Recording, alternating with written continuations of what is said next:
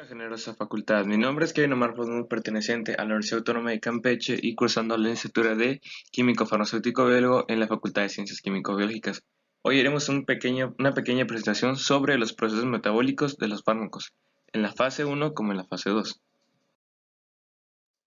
Para poder iniciar es importante saber qué es el metabolismo, pues es un proceso de detoxificación por el que una molécula, o en este caso un fármaco extraño, llamado xenobiótico, va a pasar a través de diversas transformaciones químicas y que tienden a incrementar su solubilidad en agua para poder facilitar su eliminación, que generalmente van por una vía renal, es decir, que son expulsadas a través de la orina.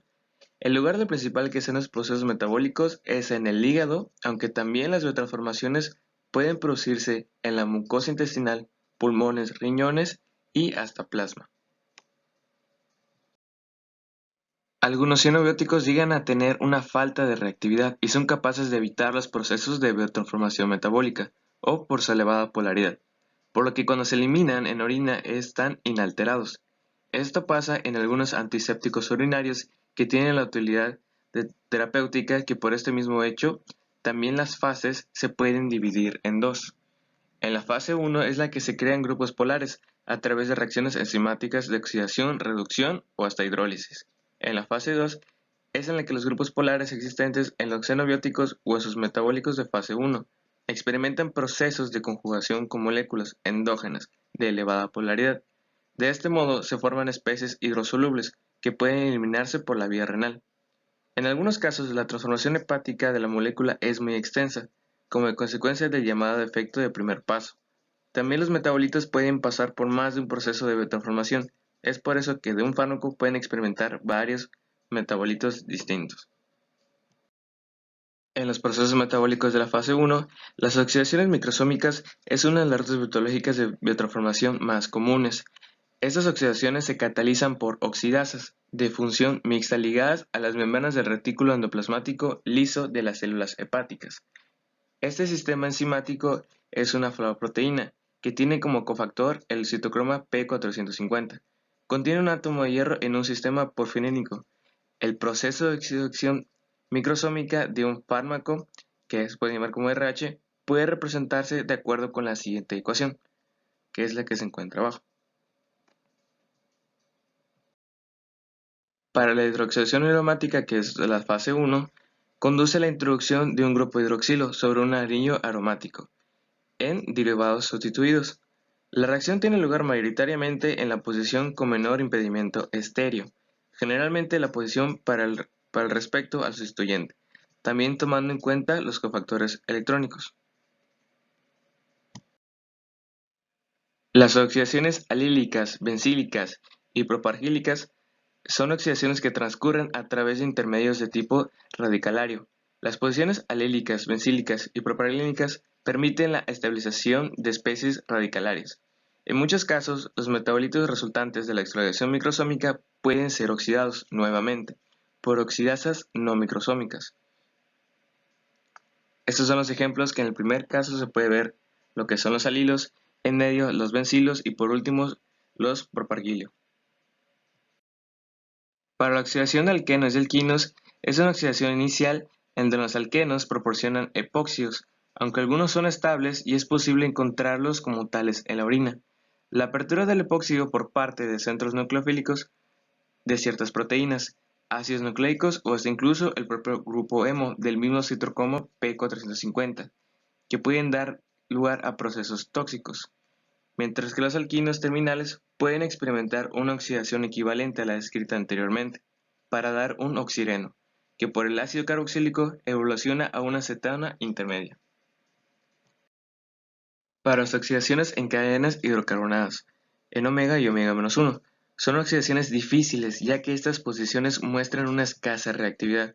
Aún así, cuando la molécula no existen otras posiciones activas, es posible que tengan lugar de oxidaciones de las cadenas alifáticas, en su posición terminal, que sería la posición omega, o subterminal, que es la posición omega-1, catalizadas por las oxidasas de funciones mixtas.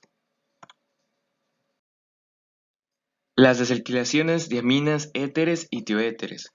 El mecanismo propuesto para estas oxidaciones consiste en la hidroxilación del carbono alfa respecto al heteroátomo.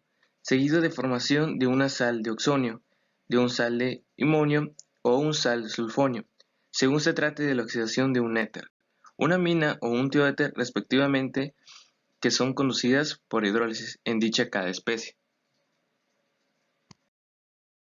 Las oxidaciones de amidas y derivados de azufres son procesos catalizados por la flavin-monoxigenasa microsómica o FMO, y los productos resultantes son los N-óxidos, sulfóxidos y sulfonas, y estas suelen ser excretadas en la orina sin necesidad de reacciones posteriores a la fase 2, es decir que fueron lo suficientemente solubles sin que pasen a esta fase 2.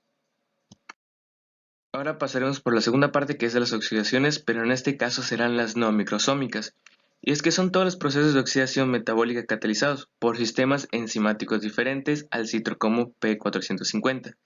La oxidación de halcones y aldehídos se trata de procesos catalizados por oxidases de la fracción soluble del homogeneizado hepático. También se denominan deshidrogenasas y son relativamente inespecíficas. Para la asimilación oxidante, OMA, es que la enzima MAO, o monoácido oxidasa, es una enzima de la localización mitocondrial, especializado en la degradación de ciertas aminas biógenas y especialmente neurotransmisores. Posteriormente siguen los procesos de reducción, que aunque son menos importantes que la de oxidación y por lo general son dependientes de la nicotinamida adenina dinucleótido fosfata C-reductasa, que es unidad citocromo, también tiene funciones más susceptibles de experimentar procesos de reducción, como son los grupos nitro, azo, carbonilo y sulfóxido, así como los mismos alquenos. Los procesos de hidrólisis se caracterizan por ser relativamente poco específicos respecto al sustrato. Esta es la forma inmediata del metabolismo de los éteres y de las amidas, en procesos promovidos por esterasas y amidasas inespecíficas y de amplia distribución en el organismo, especialmente en el plasma. Y ahora toca revisar los procesos metabólicos de la fase 2, y es que he visto anteriormente en la fase 1 algunos metabolitos no pueden llegar a ser lo suficientemente hidrosolubles como para eliminarse por la orina. Es por eso que en la fase 2 tiene el propósito de eliminar estos compuestos endógenos con la orina.